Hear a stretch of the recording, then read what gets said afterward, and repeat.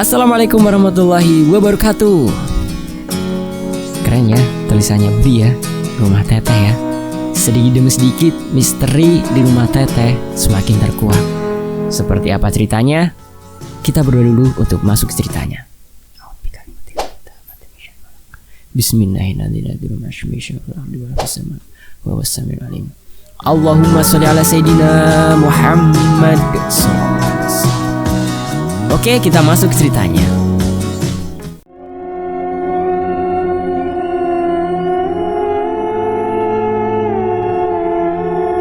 Minggu pagi itu gue dibangunkan oleh suara kehebohan anak-anak kos yang lain. Berisik banget. Plus cekakak cekikik di pagi itu. Gue langsung bangun dan melihat keadaan. Ada apa sih? Ternyata binatang kesayangan Memi terlepas dari kandangnya. Seisi rumah heboh mencarinya. Iya, Memi di rumah itu memelihara binatang.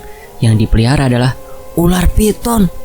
Waktu itu menurut Memi ularnya masih umur remaja, jadi belum besar banget. Kalau menurut gue, ular itu udah cukup besar. Ular ini memiliki kandang besar berbentuk akuarium yang letaknya di kamar atas. Cukup baguslah Memi memperlakukan ular itu.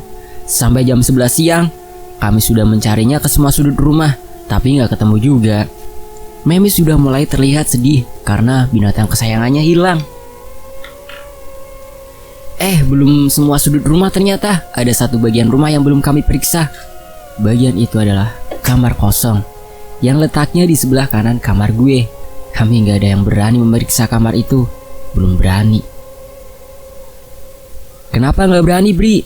Karena ada kejadian yang menyeramkan yang terjadi di kamar itu pada malam sebelumnya. Seperti yang sudah pernah gue ceritakan di tweet awal, kalau Sisi punya kebiasaan yang cukup aneh, yaitu tidur berjalan. Dia udah cerita mengenai hal itu pada waktu kami pertama kali mengenalnya. Sisi cuma berpesan agar kalau melihat dia sedang berjalan sambil tidur, jangan membangunkannya secara tiba-tiba, tapi harus secara perlahan, biar gak kaget atau shock katanya. Sebelum kenal Sisi, gue belum pernah melihat langsung orang yang punya kebiasaan tidur berjalan. Makanya, agak-agak penasaran gimana sih orang yang tidur berjalan itu. Jumat sore itu gue gak ada kegiatan lagi setelah kuliah. Langsung pulang ke kosan dan istirahat. Rumah Teteh terlihat sepi ketika gue sampai, entah penghuninya di kamar masing-masing atau sedang pergi.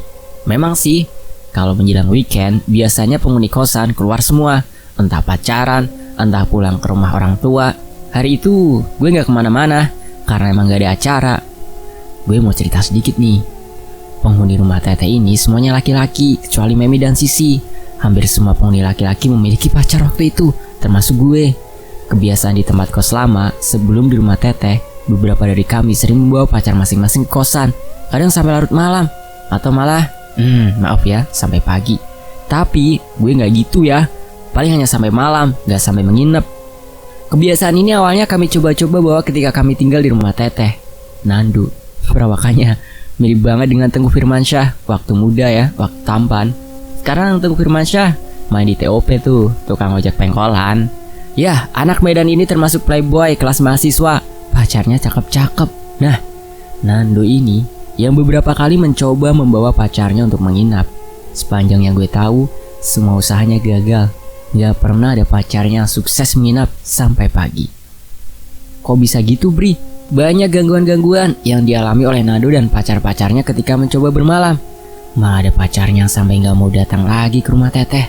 Dia trauma berat. Nanti udah di bagian berikutnya ya, diceritain ya. Oke, kita lanjut. Jadi intinya adalah rumah Teteh ini jarang banget dipakai buat pacaran. Dan bisa dibilang gak pernah ada pacar yang menginap. Kami lebih memilih pacaran keluar rumah. Itulah yang menyebabkan kenapa setiap weekend rumah Teteh lebih sering sepi. Selepas Isya, gue ketiduran. Sekitar jam 11 malam gue terbangun. Seperti kebiasaan, TV dalam keadaan menyala. Terbangun karena menggigil kedinginan. Penyebabnya adalah jendela kamar yang menghadap keluar masih dalam keadaan terbuka. Gue bangkit dari tempat tidur dan berjalan ke arah jendela. Dari situ gue bisa melihat hampir seluruh halaman depan dan garasinya. Tiba-tiba gue kaget dan langsung merinding ketika melihat ada perempuan berdiri menghadap ke arah mobil yang terparkir di halaman rumah. Perempuan Berambut panjang itu hanya berdiri diam membelakangi gue dengan sedikit menundukkan kepalanya karena ketakutan. Seketika itu juga gue langsung menutup jendela dan tirainya.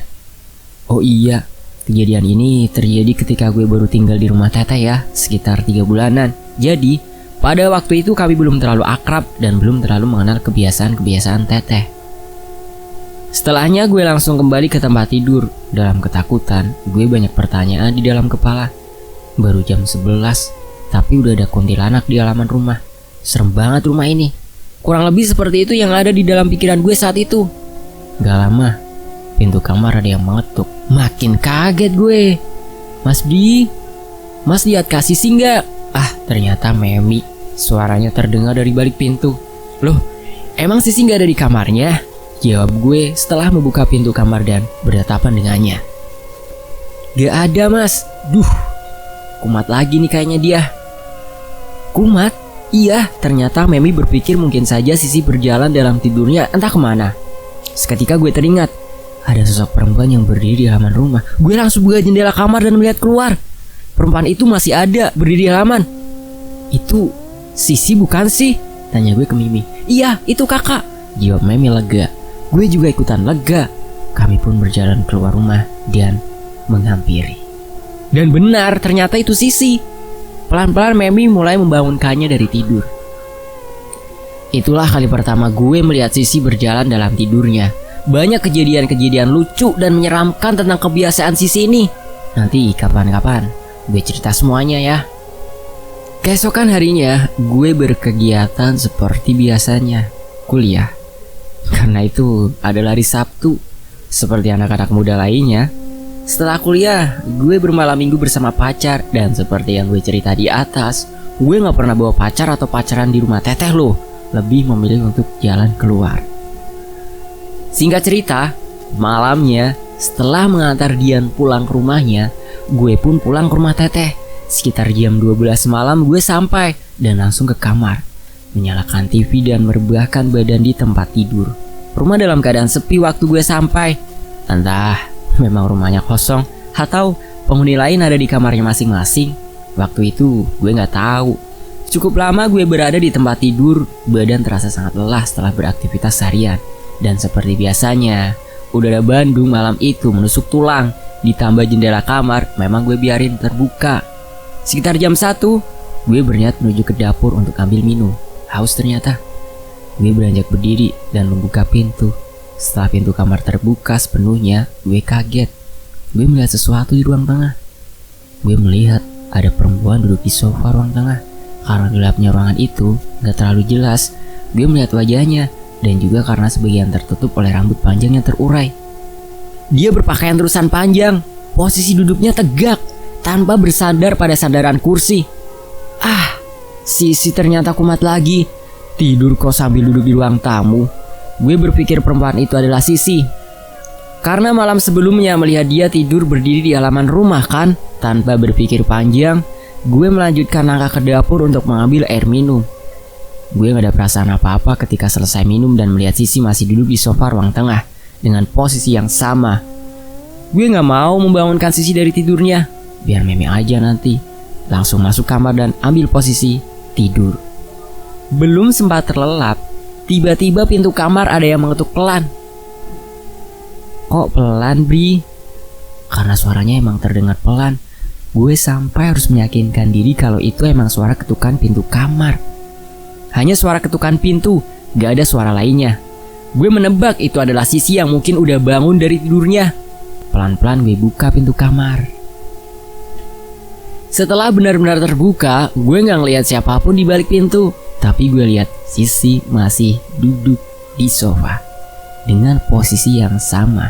Bedanya, kali ini wajahnya sedikit terlihat lebih jelas. Dalam keremangan, gue memperhatikan wajahnya. Lama-kelamaan kalau gue perhatikan lebih seksama, sekilas wajah itu gak terlihat seperti wajah Sisi. Mendadak gue langsung merinding. Pelan-pelan gue tutup pintu dan duduk di tempat tidur. Gue merinding ketakutan, tapi tetap mencoba meyakinkan diri sendiri kalau itu memang Sisi. Penasaran, gue langsung ambil HP dan menghubungi Sisi. Gue mau memastikan. Halo, Sisi, kamu lagi di mana? Tanya gue. Seraya berharap Sisi sedang berada di kamarnya. Mas Bri, aku ada di Buah Batu. Memi menginap di rumah temannya. Ada apa mas? Itu jawaban Sisi. Harusnya gue bisa menebak dari awal. Karena kalau gue perhatikan benar-benar, perawakan perempuan yang sedang duduk di ruang tengah itu terlihat lebih berisi, sedangkan Sisi lebih kecil. Ya, itu Teteh ternyata. Gue tambah ketakutan setelah berbicara dengan Sisi. Ketika masih sedikit shock, tiba-tiba pintu kembali terdengar seperti ada yang mengetuk pelan. Gue tambah ketakutan. Ada apa lagi ini?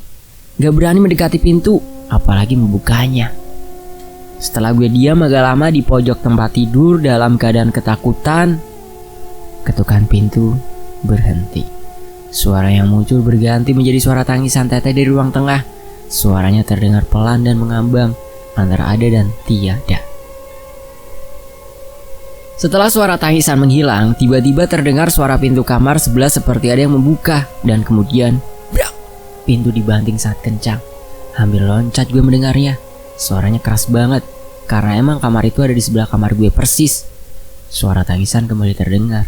Kali ini terdengar dari kamar sebelah. Gue makin ketakutan, karena suara tangisan sekali dibarengi dengan suara barang-barang yang dibanting ke lantai. Sekali Teteh tertawa cekikikan juga. Beberapa menit serangkaian kejadian itu mengurung gue di kamar dalam keadaan sangat ketakutan.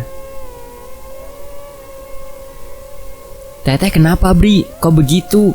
Gue juga gak tahu. Sebelumnya gue gak pernah melihat Teteh sengamuk itu. Akhirnya gue gak tahan. Gue lari keluar kamar, berlari ke kamar Doni. Setelah masuk kamar Doni gue kaget karena ternyata ada Nando dan Asep. Mereka bertiga tidur di situ. Setelah itu kami ngobrol panjang lebar. Saat itulah gue tahu kalau ternyata ketika gue pergi, mereka bertiga plus Bang Kopral bermain Ouija board di ruang tengah. Pantesan. Kegiatan mereka berhenti setelah Teteh datang dan mulai berinteraksi ketakutan. Kumpul-kumpul pun bubar. Nanti kapan-kapan gue cerita detail mengenai kegiatan mereka berempat ketika bermain Ouija ya. Cukup seram. Setelah terdengar adzan subuh, baru gue berani kembali ke kamar. Pencarian ular peliharaan dimulai. Ketika pada minggu pagi, Memi sampai rumah, mendapati ularnya hilang dari akuarium besar yang tertutup cukup rapat. Kemungkinannya sangat kecil untuk ular itu melarikan diri. Sekitar jam 12 siang, setelah lelah mencari kesana kemari, kami memutuskan untuk memberanikan diri mencari ke tempat terakhir di dalam rumah, yaitu kamar kosong sebelah kamar gue. Sempat terjadi dorong-dorongan di antara kami untuk menentukan siapa yang akan membuka pintu kamar. Akhirnya gue memutuskan untuk membukanya. Pelan-pelan gue membuka pintu. Setelah pintu terbuka lebar, baru terlihat kalau kamar dalam kondisi berantakan. Sedikit agak gelap juga. Karena tirai jendela dalam keadaan tertutup, gue menyalakan lampu kamar. Wangi semerbak bunga melati tercium dari dalam kamar. Mata kami semua tertuju ke arah tempat tidur. Di atas tempat tidur berseprai putih itu melingkar ular piton kesayangan Memi. Di sekelilingnya ada beberapa pucuk bunga melati. Wajah Memi terlihat sumringah melihatnya. Kandang ular itu ada di lantai 2 dengan posisi tertutup. Kok bisa ular itu sampai ke kamar bawah? Siapa yang meletakkan bunga melati di atas tempat tidur dalam kamar itu? Gak tahu kenapa, kami gak ada yang bisa menjawabnya sampai sekarang. Makasih ya teman-teman udah nyaksiin video di bagian ini. Dan terima kasih buat teman-teman yang udah komen. Atas perhatiannya, admin ucapkan banyak terima kasih dan apresiasi setinggi-tingginya buat Bri karena sudah mengizinkan tulisannya untuk dimuat di channel ini. Dan atas perhatiannya, admin ucapkan terima kasih. Wassalamualaikum warahmatullahi wabarakatuh. Terima kasih teman-teman.